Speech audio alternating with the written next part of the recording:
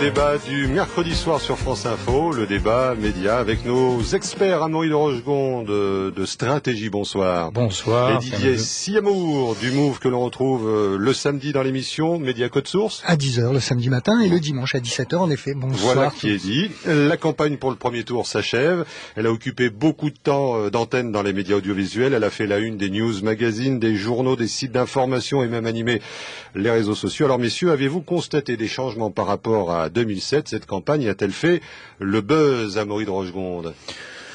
Elle a déjà commencé à faire le buzz, ça sans aucun doute. Je dirais que malgré tout, les médias traditionnels restent quand même aux avant-postes. C'est-à-dire que la plupart des choses qu'on se buzz, ce sont malgré tout des images télévisées ou des photos ou des articles de presse. Donc les médias traditionnels sont au premier plan. On avait déjà eu l'occasion d'en parler à ce micro. Maintenant, je crois que tout est possible. Là, je voyais ce matin une photo qui circulait, Jean-Luc Mélenchon et Bachar el-Assad. En fait, cette photo s'explique très bien. C'était en 2001, quand Mélenchon était ministre de l'enseignement professionnel. Il a été requis pour recevoir Bachar el-Assad.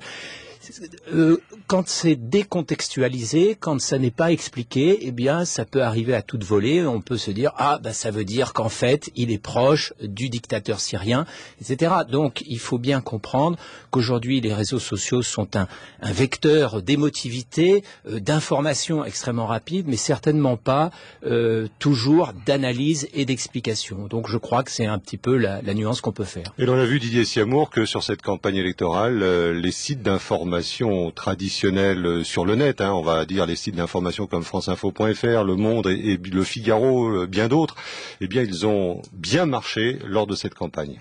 Oui, parce que je pense moi que cette élection fera date d'un point de vue médiatique, parce que justement Internet est venu complètement donner une autre ampleur à la campagne, en tout cas, je ne sais pas si ça donnera une autre ampleur à l'élection, mais en tout cas à la campagne électorale. Et ce n'est pas pour rien que vous citez les sites des médias historiques, des vieux médias, on va dire, ceux qui traitent l'information depuis des décennies.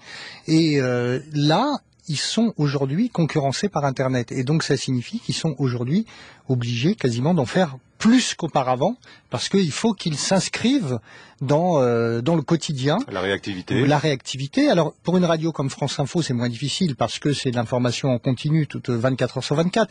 En revanche, on le voit pour la presse quotidienne, on le voit pour la presse magazine. Aujourd'hui, ils sont dans cette concurrence et ils ont besoin d'exister au quotidien, je dirais presque à tous les instants. Et donc, ils ont besoin de relayer le maximum d'informations.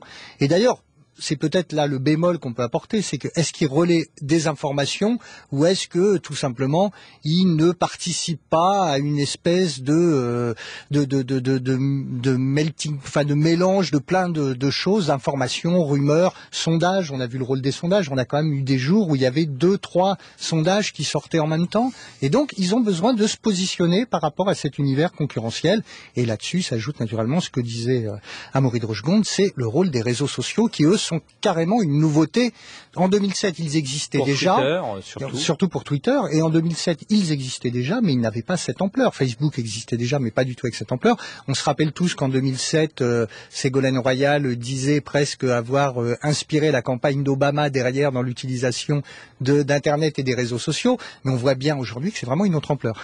Dernière chose, je voudrais pas insister juste sur une petite chose, c'est qu'en 2007, on avait grosso modo, on savait avant l'élection qu'on aboutirait à un duel entre Nicolas Sarkozy et Ségolène Royal. En 2012, on a une petite idée peut-être du duel qui pourrait se dégager, mais il y a quand même des candidats qui ont existé, et en particulier qui ont existé à travers les nouveaux médias. Jean-Luc Mélenchon en est la preuve. Il a existé dans son discours, mais aussi parce que il a su intelligemment utiliser les nouveaux médias. C'est le cas aussi du Front National qui revendique une très grande présence sur Internet parce que précisément il s'estime maltraité sur les médias traditionnels. Mais ce que vous disiez est exact, l'importance des réseaux sociaux et d'Internet. Ce qui est vraiment nouveau cette année, c'est qu'on a des staffs de campagne, et c'est valable aussi bien pour Nicolas Sarkozy que pour François Hollande. Au PS, il y a quand même 40 personnes qui sont chargées de faire le buzz, d'alimenter la campagne sur les réseaux sociaux, de réagir immédiatement à une déclaration, de poster des choses intéressantes pour les internautes. Ils sont une douzaine aussi à l'UMP, me dit-on.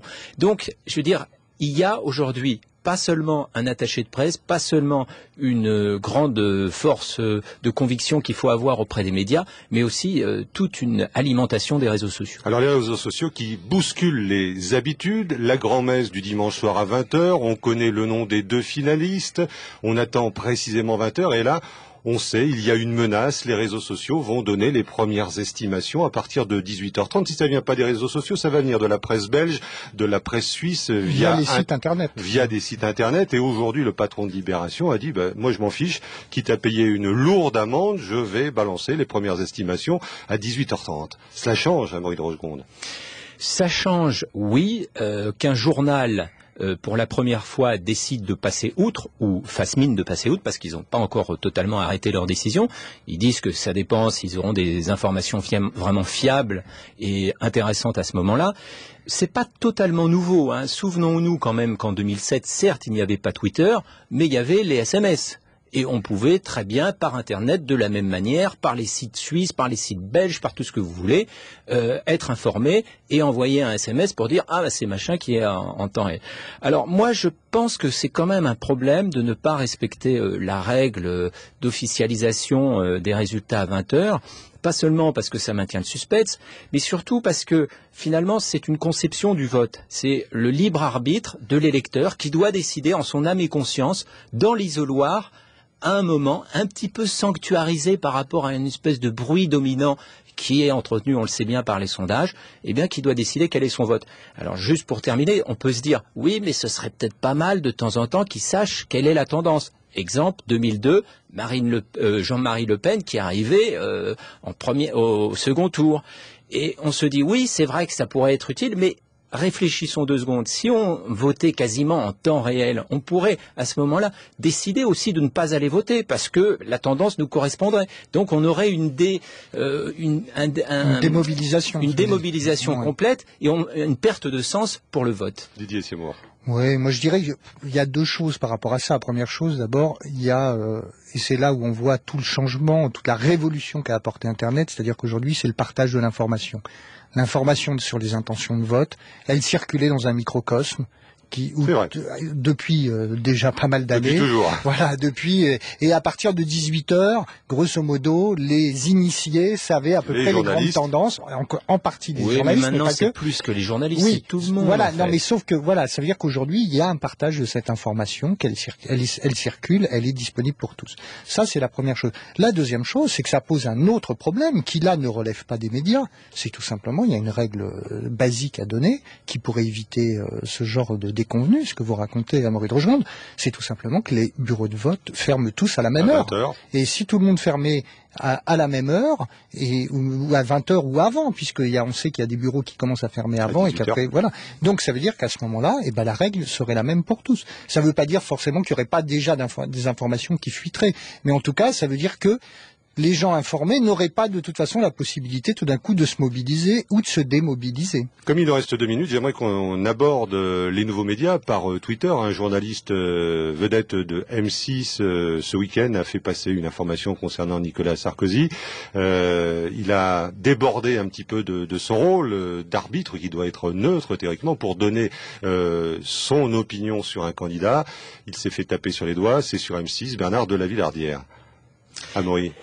Je pense que c'est très intéressant parce que immédiatement M6 a réagi, il y a eu un mail qui a circulé, je crois qu'il y a même des chefs de service qui ont été convoqués pour rappeler que sur M6, qu'est-ce qu'on fait par rapport aux réseaux sociaux, on a des règles d'impartialité, etc. On représente un média qui est censé être neutre. Et en même temps, tout ce dont on parle là, c'est-à-dire le fait qu'aujourd'hui, tous les journalistes sont sur les réseaux sociaux et notamment sur Twitter. Et ce à quoi on assiste, me semble-t-il, de plus en plus aujourd'hui, c'est que les voiles se déchirent. C'est que de plus en plus, les gens, ils sont sur Twitter tels qu'ils sont en réalité. Il n'y a plus de frontières. Voilà, il n'y a plus tellement de bornes et ils ont tendance à être de plus en plus eux-mêmes. Et il est assez normal qu'un Bernard de la Villardière entraîné peut-être par ceux qu'il suit sur Twitter ou par des amis, à un moment se soit lâché. Et c'est tout à fait normal, finalement. Maintenant, c'est vrai que est-ce qu'il parle en son nom ou est-ce qu'il parle au nom de son média? Et là, ça peut engager M6. Oui, je crois que moi je rebondis sur la conclusion d'Amaury. C'est en effet, est-ce qu'il parle en son nom ou en tant que employé d'M6, et a priori c'est un compte personnel. Donc après, ça dépend sans doute des modalités des contrats qu'il lie à son employeur. L'éthique, la déontologie des journalistes, on en reparlera une prochaine fois. Merci à Amaury de Rochegonde que l'on retrouve dans Stratégie et Didier Siamour tous les week-ends sur le Move dans l'émission Média Code Source. Il est 21h sur France Info.